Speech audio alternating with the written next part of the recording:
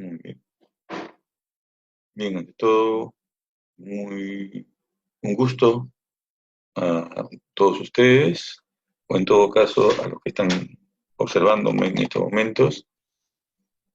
En primer lugar, agradecer a la Academia de Perú Libre por esta invitación para poder desarrollar este tipo de clases virtuales para aquellos alumnos que desean prepararse y postular a las diferentes universidades. Lamentablemente el país está pasando por una crisis que se está agudizando producto de la enfermedad, esta enfermedad llamada COVID-19, que ha detenido en cierta manera la economía del país. Lamentablemente siempre los que más sufren las consecuencias de esta problemática son los sectores más empobrecidos. Y aún más, ¿no? Hoy día en la televisión se ha estado indicando que el número de personas desempleadas ha aumentado terriblemente la cifra. De tal manera que en el Perú el problema no solamente ahora es la enfermedad, sino el problema del desempleo.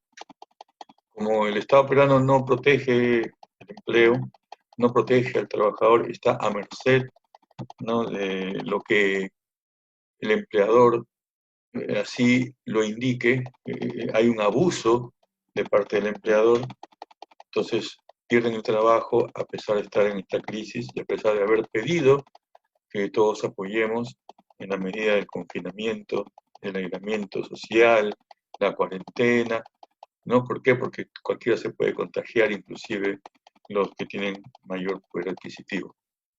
Lamentablemente siempre el pobre es el que más paga las consecuencias y ahora estamos ocupando, si no me equivoco, el 8º lugar en cantidad de infectados. Prácticamente somos uno de los países que también está considerado como el centro de la pandemia, juntamente con Brasil. Y el gran problema es la pobreza extrema, la pobreza y pobreza extrema en la cual prácticamente está confinado más del 50% de la población nacional. Algunos consideran posiblemente el 70%, bueno, pero en fin, son cifras que ojalá el INEI algún día pueda plantearlas de maneras claras. En ese sentido, saludo el gran esfuerzo que están haciendo algunos integrantes de este partido político para poder desarrollar clases que estén al alcance de todos. Son clases gratuitas, pero que tienen que ser de calidad. En ese sentido, agradecer, ¿no?, a este grupo humano por esa deferencia y gustoso poder contribuir con los estudiantes del país, estudiantes ávidos de querer estudiar. La educación es un servicio esencial dentro del desarrollo de las personas y no se debe detener por ningún motivo, ni aún por el asunto de la pandemia, ¿no? Es triste escuchar en la televisión algunos comentaristas, periodistas, o bueno, que están ya hablando de que no importa que la población escolar o la población estudiantil pierda este año escolar, hay que confinarse, no hay que salir a las calles, ¿no?, por temor al contagio, pero ya estaban hablando de que no importa que se pierda el año escolar. Y eso realmente es, desde todo punto de vista, deplorable, ¿no? Al fin y al cabo, ¿quiénes podrían perder el año escolar? Los más pobres, siempre los más pobres. Entonces esperamos pues que haya un grupo que en verdad proteja y defienda los intereses de las personas más necesitadas. Bien, permíteme presentarme, voy a aumentar la imagen. Mi nombre, soy el profesor Armando Martínez Ramos, biólogo de profesión, y que además mi actividad económica principalmente ha estado en el campo de la enseñanza. Lamentablemente la biología, no, bueno, no es lamentable, ¿no?, pero la biología es una ciencia que puede permitir el desarrollo del país, pero no hay un incentivo al desarrollo de la ciencia. No solamente hablo de la biología, hablo de la física, la química, la matemática. Las ciencias puras siempre han estado al margen. desarrollo del país. Es por eso que muchos colegas que se han dedicado a estudiar ciencias básicas ven la posibilidad de conseguir ingresos económicos a través de la enseñanza, que también es un buen rubro, pero son muy pocos los que lamentablemente pueden desarrollarse en el campo de la investigación científica, aparte y fuera de que el Estado no lo incentiva. Bien, vamos a trabajar el día de hoy la segunda clase del curso de biología. En la primera clase, por problemas técnicos, no se pudo desarrollar. Esta segunda clase comprende lo que es el estudio y el inicio del estudio de las bases moleculares de la vida. Dentro de la organización de los seres vivos, tenemos lo que es aquel, digamos, primer aspecto correspondiente a la organización de los seres vivos. Y los seres vivos son altamente organizados y son también altamente complejos. Por eso, en el libro de biología de Ries, ¿no? El libro de biología de Ries, él plantea dentro de sus páginas que los seres vivos son organismos que están organizados y que son complejos al mismo tiempo.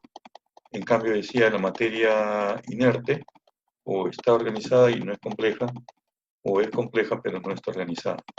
Solo los seres vivos son complejos y organizados a la vez. Tú lo puedes leer en ese libro muy interesante, ¿no?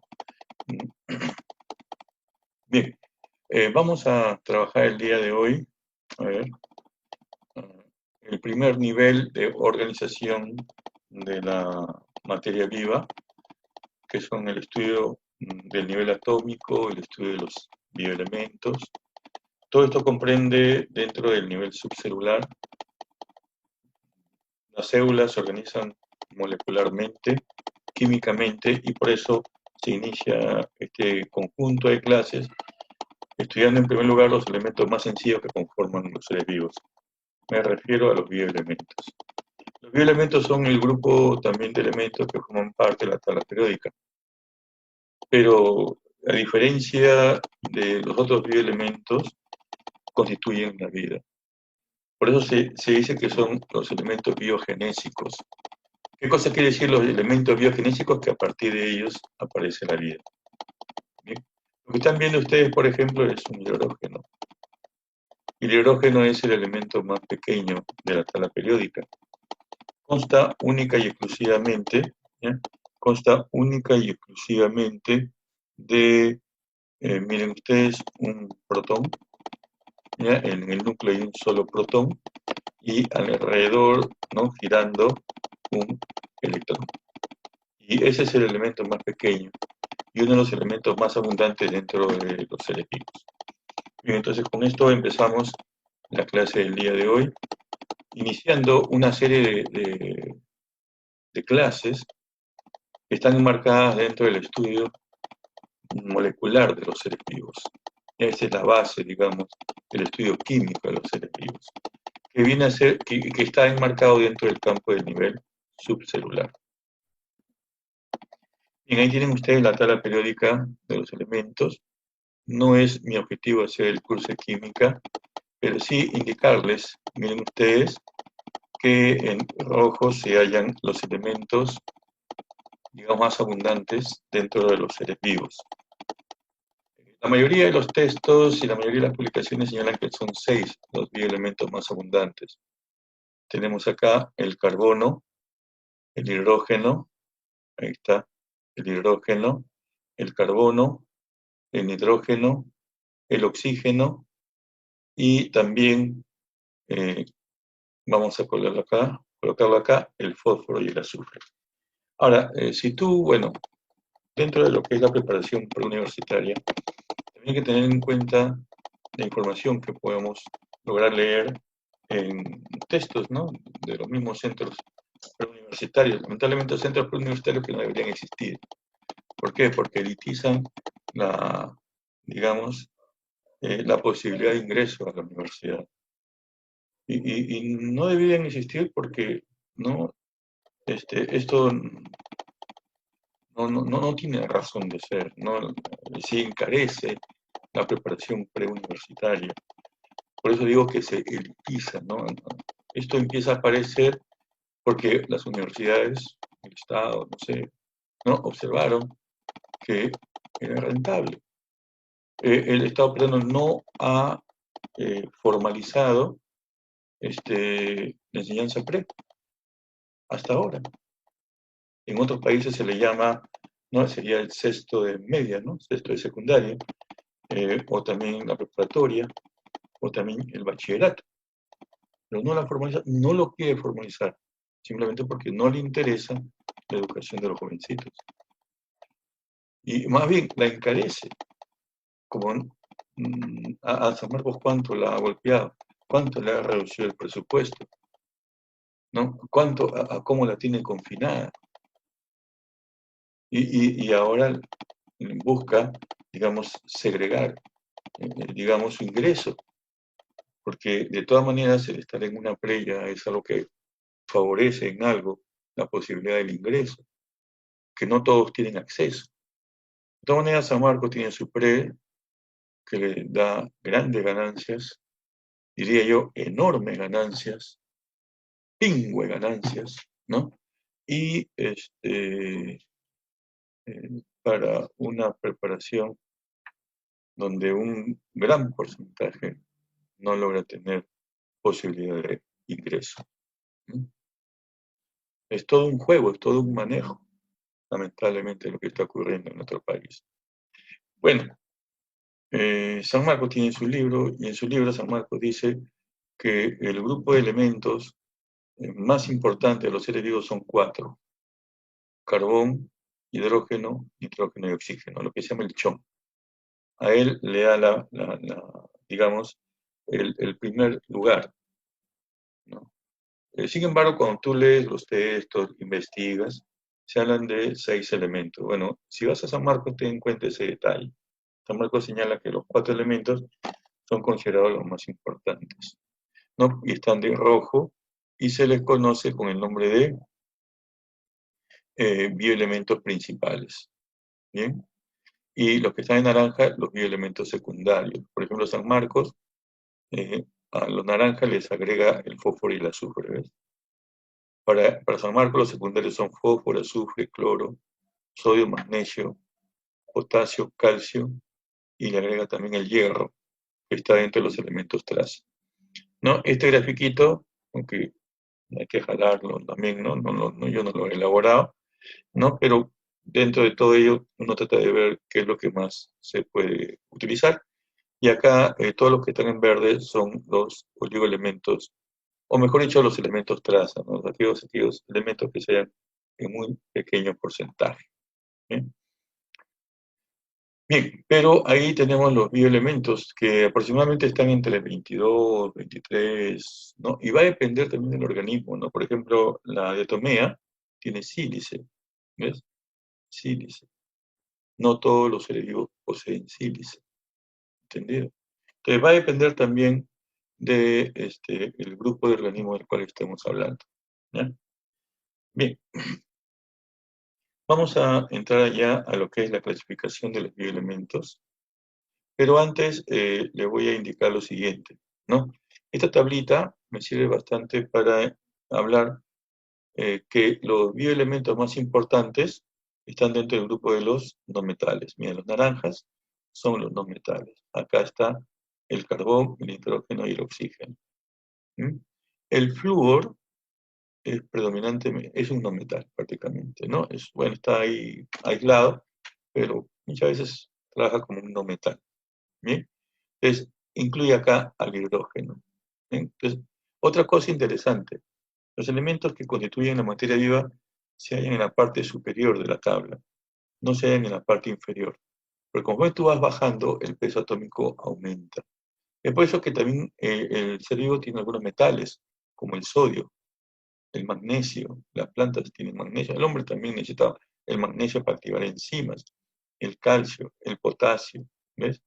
¿Qué más hay en el ser humano? Hierro, cobalto, níquel. Entonces, que están, digamos, aún así, siendo metales, están dentro del grupo de los metales con menor peso atómico. Entonces, esa es la característica de los elementos que forman parte de los seres vivos. Bien, acá, bueno, acá sí yo lo he corregido para poder trabajar lo que pide San Marcos, si es que vas para la Universidad de San Marcos, ¿no? Que es la universidad, bueno, no con mayor cantidad de postulantes. Pero, por ejemplo, los bioelementos se dividen en tres grupos: los primarios, secundarios y terciarios. Primarios, secundarios y terciarios. Los primarios son cuatro para San Marcos, al menos los más importantes, y prácticamente lo que ocupan el 99% de todos los elementos presentes en los seres vivos. Acá está el carbono, el hidrógeno, el oxígeno y el nitrógeno. Claro, acá incluía fósforo y azufre, no los he sacado y lo he puesto acá. ¿Por qué? Porque según el libro de la Pre San Marcos, habla que los secundarios son todo este grupo de 8 bioelementos: sodio, calcio, cloro, potasio, magnesio, fósforo, azufre y hierro, ¿no? Y bueno, los demás están dentro del grupo de los oligoelementos, que en algunos organismos pueden ser esenciales y en otros no esenciales. Por ejemplo, lo que para un organismo, por ejemplo, para la diatomía, ¿no? Para la diatomía el silicio es esencial, pero para otro organismo, por ejemplo, un animal, un insecto, el silicio ya no sería esencial. Te va a depender de qué organismo estemos trabajando. A los bioelementos primarios también se le llaman macroelementos o elementos organógenos, ¿ya? Y con respecto a los bioelementos secundarios, por ahí también uno al leer se habla de los microconstituyentes, ¿no? Sobre todo a nivel de plantas, ¿no? Se habla de microconstituyentes. En el caso humano, su deficiencia puede causar enfermedades carenciales, pero bueno, las principales enfermedades carenciales, porque también hay deficiencia de oligoelementos que pueden causar alguna enfermedad carencial, porque el yodo no está en este grupo. Sin embargo, causa una enfermedad carencial que se llama el bocio. ¿Bien? Pero, por ejemplo, el hierro sí es un elemento cuya deficiencia en la dieta causa anemia, ¿no? Y, a ver, ¿qué más? La deficiencia de calcio puede provocar osteoporosis. Bien, entonces, sí, son elementos cuyas deficiencias, ¿no?, pueden causar enfermedades carenciales o algún otro tipo de enfermedad. Por ejemplo, la pérdida de sodio, potasio y cloro va a provocar, ¿no?, pérdida de líquidos, ¿no? Cuando una persona tiene diarrea, ¿qué es lo que pierde? Sodio, potasio y cloro, y juntamente con ello se pierde también el agua. Y por otro lado tenemos los llamados oligoelementos, también llamados elementos traza, se hallan en un pequeño porcentaje. Entre ellos está el manganeso, el yodo, el cobalto, el zinc, ¿no? El zinc, por ejemplo, es un cofactor enzimático. El flúor, ¿no?, para el esmalte dentario, el molibdeno, el selenio, el cromo, y me viene colocado el sílice, el aluminio, que también está presente en algunos seres vivos, o en todo caso, algunos organismos lo requieren. Bueno, para regirnos un poco a San Marcos, ahí están los 4 elementos que están ocupando el 99% de la materia viva. El otro grupo representa solamente el 1%, ¿ya? Una cosa interesante, ¿no? Si nosotros queremos una comparación de los elementos presentes tanto en los seres vivos como en la corteza terrestre, vamos a ver que de los 8 elementos más abundantes de la corteza terrestre, solamente el oxígeno, ¿no?, está presente en ambos lados. Porque, ¿cuáles son los elementos más abundantes de la corteza terrestre, los más pesados, con respecto a los elementos presentes en los seres vivos? Sílice, aluminio, hierro, calcio, sodio, potasio, magnesio. Por ejemplo, estos elementos, que se hallan en pequeña proporción en los seres vivos, se hallan en alta proporción en la corteza terrestre. El oxígeno sí está presente en altas proporciones en ambos lados, ¿ya? Un aspecto interesante, hemos dicho que los elementos primarios son 4: carbono, hidrógeno, oxígeno y nitrógeno. Son 4. Son elementos de poco peso atómico, ¿no es cierto? ¿Cuánto pesa el hidrógeno? 1, ¿no? ¿Cuánto pesa el oxígeno? ¿No? ¿Cuánto pesa el nitrógeno? Si nosotros nos vamos, peso atómico, ¿no? Si nosotros nos vamos, por ejemplo, a la tabla periódica de los elementos, van ustedes a ver ese detalle. Miren ustedes, ¿ya? Miren ustedes. Vamos a ver acá.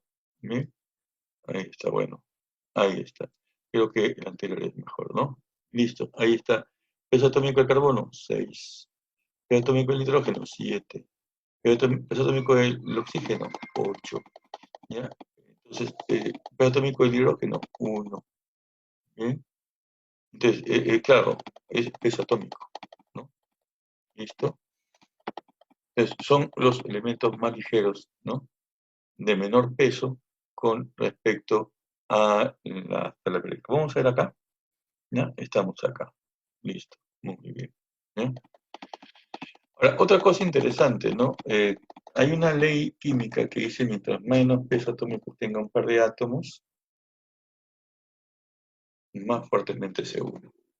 ¿Por qué? Porque solamente tienen que completar, para poderse unir un par de átomos, ¿no? Para que una molécula sea estable o no, los átomos tienen que completar su última capa, ¿no? Su última capa, deben completarla con electrones en la última capa.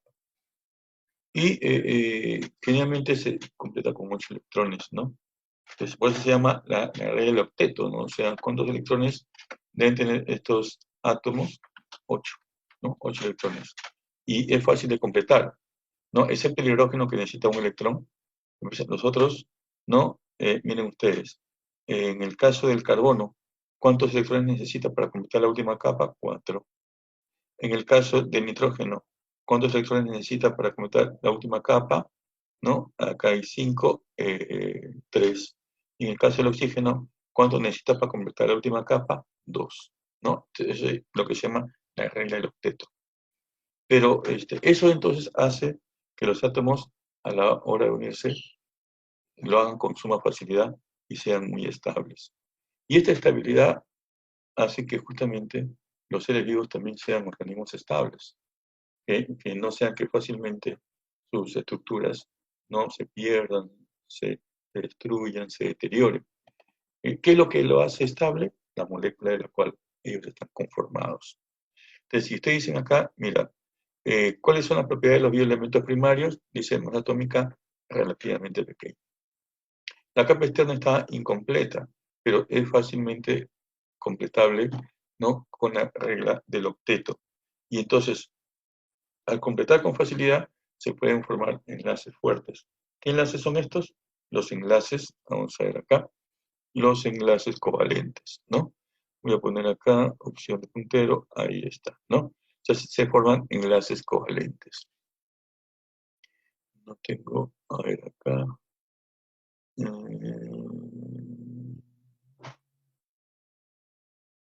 Razer.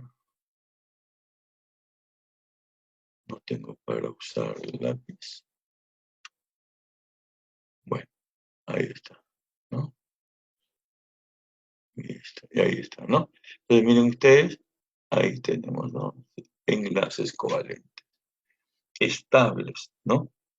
Entonces, el tener peso atómico pequeño permite que se formen enlaces covalentes estables que fácilmente no llenen su última capa con la regla del octeto.